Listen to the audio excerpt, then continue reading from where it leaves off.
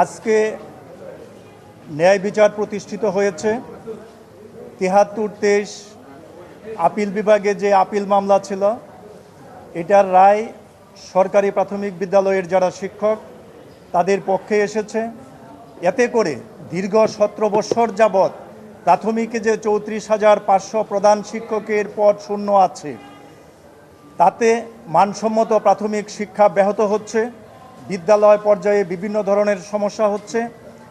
আজকের এই ৭৩-২৩ মামলার রায়ের প্রেক্ষিতে এখন চলতি দায়িত্বপ্রাপ্ত প্রধান শিক্ষক এবং সিনিয়র সহকারী শিক্ষকদের মধ্য থেকে প্রধান শিক্ষক পদে পদোন্নতি দিতে আর কোনো বাধা নেই।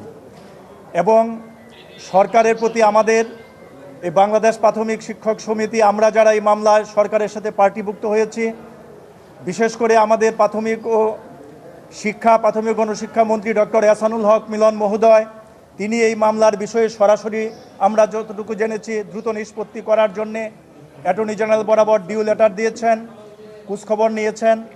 সরকারের সদিচ্ছা এবং এই মামলা সরকারের পাশাপাশি আমরা আমাদের বাংলাদেশ প্রাথমিক শিক্ষক সমিতির পক্ষ থেকে পদোন্নতি বাস্তবায়ন পরিষদ করে দিয়েছি। সেখানে আমাদের পদোন্নতি বাস্তবায়ন পরিষদের আহ্বায়ক এমদাদ হোসেন চৌধুরী, হাসিমুল ফারুক ডলা সদস্য সচিব আজাদ খান সহ আমাদের মুস্তাফিজুর রহমান শাহিন সহ আমরা এই সুদীর্ঘ সময় ব্যারিস্টার রমজান আলী শিকদার, ব্যারিস্টার হাবিবুর রহমান সহ আইনজীবীদের নিয়ে এটা মোকাবেলা করেছি। তাই আজকে যে রায় হয়েছে, আমাদের সারা বাংলাদেশের ৪ লক্ষ শিক্ষক এই রায়ের দিকে তাকিয়ে আছে।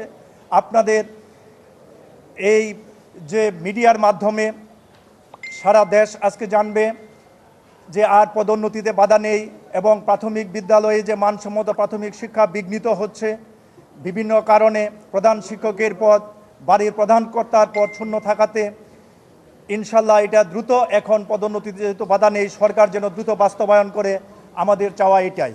এবং যারা এই মামলা করেছিল তারা চেয়েছিল চাকরি শুরু থেকে তাদের চাকরিকাল গণনার জন্য, জ্যেষ্ঠতা নির্ণয়ের জন্য, কিন্তু ১/১/২০১৩-তে জাতীয়করণ করা হয়েছে।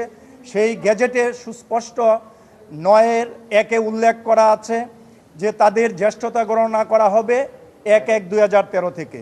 আজকে সেই রায় হয়েছে ১/১/২০১৩ থেকে তাদের জ্যেষ্ঠতা গণনা করা হবে।